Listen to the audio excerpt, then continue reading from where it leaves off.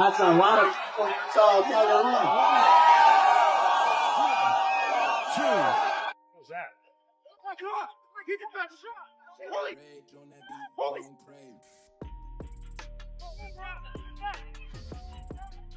I just started getting word just a couple of moments ago that Charlie Kirk has been shot. The news is coming in very fast now. Breaking news in the hunt for the assassin in Utah. Brand new evidence now. Bill Malushin. Bill, tell us. Upper building, he's going to come out on the right, moves to this far right corner. As he does, he's going to climb off the edge and then drop down to the ground. As he did that, he left some palm impressions. There's some smudges and some places we're looking to collect DNA. There's a shoe imprint where we believe the suspect is clearly identified as wearing Converse tennis shoes. Again, we'll replay that again so you can get another view of that. They called it the Red Bench Debate, the event that was supposed to be a theatrical one-man show of provocation and comeback, the kind of spectacle designed to ignite viral clips and headlines. Instead, it became the day a single voice was violently snuffed out, and the day 1,000 strangers online decided that the obvious explanation, a deranged lone shooter, was not nearly dramatic enough. It happened on an ordinary autumn afternoon at Redwood Valley University, in the broad courtyard behind the glassy engineering hall. The campus had been braided with banners and tents that week. The university's quad repurposed into a rally ground for a tour called Prove Me Wrong, a traveling forum where one of the country's most polarizing commentators dared students to question him face to face. The man at the center of it all, charismatic, chained to controversy, adored and despised in equal measure, was scheduled to spar for 2 hours, and a crowd of 3,000 showed up. Supporters, opponents, curious undergrads, and a thick press presence. There was a chill to the air and a hum to the crowd. The commentator stood beneath a white canopy, microphone in hand, leaning toward the podium like a preacher about to deliver the Sunday sermon. He had spent his career cultivating chaos with a silver tongue. This event was both ritual and runway. People filed into the covered chairs. The debate began with the usual theatrics, a few laughs, a few boos, a challenge accepted from the audience. And then, about 70 minutes in, everything changed. At 12:20 p.m., as the commentator was answering a pointed question about public safety and policy, a single sound cut across the quad. A cracking, sharp report that did not belong in an academic courtyard. The first seconds were surreal. People thought someone had dropped metal. Then there was blood. He grabbed his neck. He crumpled. A terrible stillness followed as 1,000 minds tried to register what their bodies already knew. This was not an accident. The scene dissolved into organized chaos. Screams, the shuffle of bodies, the metallic thump of someone's bag hitting the ground as people dove for cover. That's a lot of people in Utah. Tell you what. We're going to be here for a couple hours.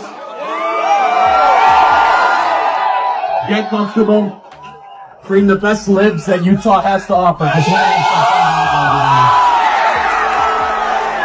Campus security radios flared uselessly against the hurricane of noise. Eyewitnesses later described the moment as though the world had cracked open. Strips of red on fabric, a sudden awful silence from the stage, people collapsing in waves. A video taken on a student's phone, one of dozens that would circulate in the hours to come, captured the last fragment of calm before the chaos. The commentator mid-sentence, the sky framed behind him. All right, we're going to get started, everybody. 10 years. Counting or not counting gang violence? Great.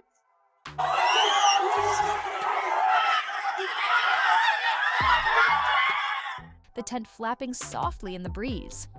Then the shot. Investigators moved fast. Within the day, cameras from nearby academic buildings were being harvested, timestamps checked, drones and private security feeds canvassed.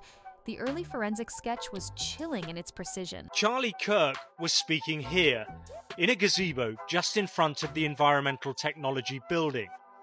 The shooter was positioned 130 meters away on the 4th floor of the Lozzie Center building opposite.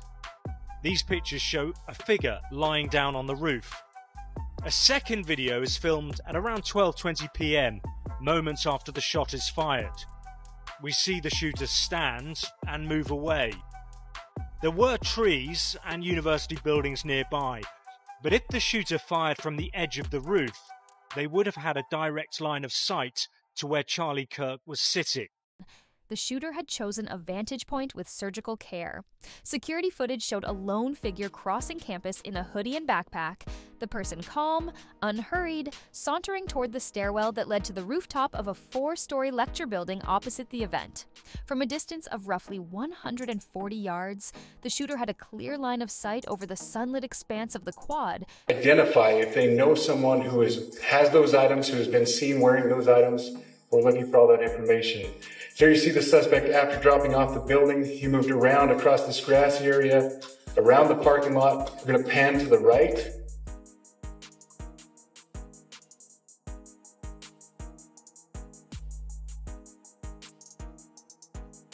After he crosses the street, this is where he moves over into the wooded area.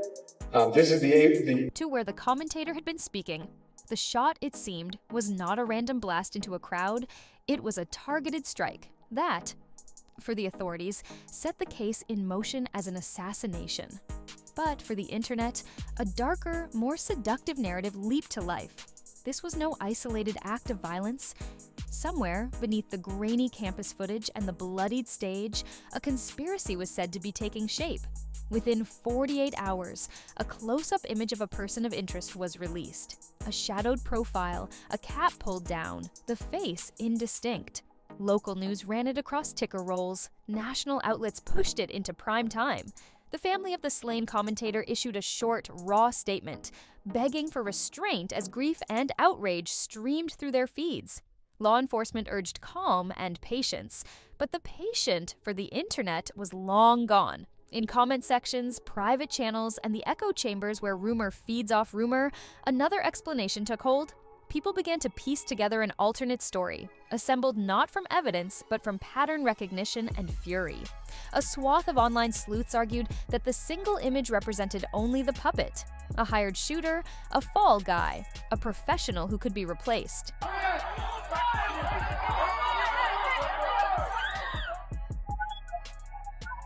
They pointed to the precision of the strike, the shooter's calm exfiltration across the roof, and into an adjacent copse of trees, the ease with which the figure disappeared into a suburban backdrop. Those details, they said, did not point to madness. They pointed to planning. The planning, the forums insisted, implied motive, and motive implied someone who wanted the commentator silenced. We begin with that breaking news out of Utah. U.S. President Donald Trump says conservative commentator Charlie Kirk is dead after being shot while speaking at an outdoor university event. The suspect is still out. And if someone wanted him silenced, the theories suggested it was because he had been on the verge of exposing something huge. Documents, recordings, names. The comment threads filled with the standard suspects and wildcards alike. They took him because he got too close, one top-voted post declared. This wasn't random, typed another. He was going to unmask them. Naturally, them was a blank slate that users painted to taste. Some claimed a shadow network of political operatives eager to bury a truth that would topple careers. Others whispered of corporate boards and intelligence contractors who pair with politicians when the stakes are high. A small but vocal set insisted on a domestic extremist faction, tired of his rhetoric and desperate to stop a perceived rival. The more outlandish corners connected the shooting to foreign actors, dark money, and a group they nicknamed the Directorate, a convenient, imaginary cabal that could be blamed for anything no one could immediately explain. Investigators, bound by the constraints of evidence and procedure, repeated the one refrain they could. No confirmed links yet between the shooter and any group. No corroborated claims that the commentator had imminent, groundbreaking evidence to release. But speech meant little to the internet's hunger for narrative. Within hours, forums, comment sections, and private servers were stacked with timelines. Alleged leaked emails, speculative motives, red flag meetings the commentator was rumored to have attended. He was onto them. A dozen amateur sleuths wrote in chorus. He had the receipts. The receipts, of course, never materialized in a verifiable form. What followed was familiar in the age of instantaneous outrage. I don't know how to make this video. It's been a rough 24 hours. This last person to talk to Charlie Kirk. Here's maybe a better vantage point of me. Video compilations of suspicious activity, badly matched audio clips, and screenshots of supposed proof that often traced back to anonymous accounts. Theories folded into each other like flat maps, forming a universe where the only constant was a conspiracy. One viral thread posited that the person of interest seen on the roof was not the shooter at all, but a spotter, someone who had called in a shot from elsewhere. Another claimed the roof figure was a decoy, and the real shooter had used the chaos to melt into a crowd and leave on an ordinary commuter bus. From the outset, the university's response was a mixture of professionalism and alarm. Security footage, once vetted, showed the roof figure lying prone momentarily to stabilize a weapon, standing to fire, then sprinting and dropping off the roof at a point where the ground sloped up into a dense stand of trees. Witnesses saw a person move through the underbrush and vanish behind a maintenance structure. Forensics teams recovered shell casings and a rifle placed in a neat, careful position on the rooftop's edge, as if the shooter planned for every angle. No fingerprints were identified initially. The weapon left behind bore serial numbers, but the numbers themselves would become another internet battlefield. Some claimed they were faked, others said they had significance. On day 3, the narrative shifted again. Photos of an uncaptioned, grainy figure in motion were released by a private investigator retained by the commentator's family. The image showed a different silhouette, a person moving through the trees where the shooter had last been seen. Social media dug into the background of the area and unearthed decades-old rumors about a gated community nearby, known for hosting discreet meetings between powerful people and private contractors. The shopping lists of conjecture grew. The shooter was a mercenary hired by a corporate client. The shooter was part of a sleeper cell. The shooter was a plant to distract from a more insidious truth. Every possibility fed the appetite for a story that could be cleaved neatly into villains and victims. The political aftermath added fuel. Campaigns fought for framing power, pundits traded in absolutes, and televised anchors took to the worst kind of theater, asserting fact where only speculation existed. A handful of high-profile commentators began publicly linking the slang to the suppression of truth, while others demanded calm and cautioned against weaponized rumor. The family's lawyers filed a civil request for additional footage and asked the university to preserve every camera angle. Law enforcement, hampered by the speed at which speculation spread and by obvious pressure from both sides, requested time. As the case churned, the online sleuths changed tactics. The more that official channels insisted on process and proof, the more amateur sleuths embraced the role of alternative archivists of truth. They archived extraneous details, transcribed off-the-record interviews, and stitched leaking bits into timelines that read like a detective novel. Some of these reconstructions contained kernels worthy of follow-up. Others were blatant fiction, redolent of the cult of mystery. What none of this did, however, was ease the human toll. The commentator's death left a household without a husband and children without a father. His friends described a man who loved provocation, but loved his family harder. Colleagues spoke about the ways his life had been a continuous balancing act between performance and private pain. The university held vigils. Classrooms across campus hosted sit-ins and conversation circles. Students, many of whom had come to the event for the very spectacle that had become a crime scene, now faced grief they had not anticipated. At night, in the quieter corners of the internet, a competitive sadness took root. Users who trafficked in darkness and rumor posted lists of demands: release more footage, prosecute the real architects, follow the money. They called for open investigations into contractors, for transparency statements from private security firms, and for congressional hearings. They wanted villainy exposed and retribution delivered. But real investigations take time. They require building a chain of custody and piecing together a motive that can survive a court scrutiny. That slow legal slog frustrates online crowds that crave immediacy and moral clarity. Weeks into the case, the authorities made a measured announcement. They had a person of interest and were pursuing multiple leads, yet they could not yet make an arrest. The statement, intended to calm, had the opposite effect on the fevered net. It became evidence of a cover-up in the eyes of some, proof of bureaucratic incompetence to others. Conspiracy forums exploded with candlelight tributes and timeline maps. Theories metastasized into political manifestos and casual doomsday forecasts. The real danger, many observers warned, was not the crime itself, but the torrent of suspicion swallowing the truth in its wake. That torrent did something else.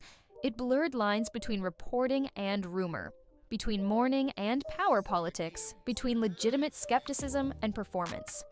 The commentator's death, an event that should be handled with evidence and care, became a mirror showing how a society might break under the weight of its own need for answers. People wanted a tidy conspiracy with a final chapter.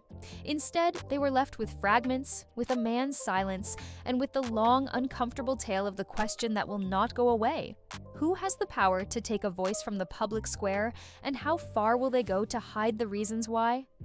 If this is a story of violence and grief, it is also a story about the ways we respond to crisis, how we hunt for meaning, how we weaponize suspicion, and how quickly a tragedy becomes a narrative. In the void left by facts, communities will create stories to fill it. Sometimes the true story emerges. Sometimes it does not. And sometimes, in that gap, rumor finds a home and refuses to leave.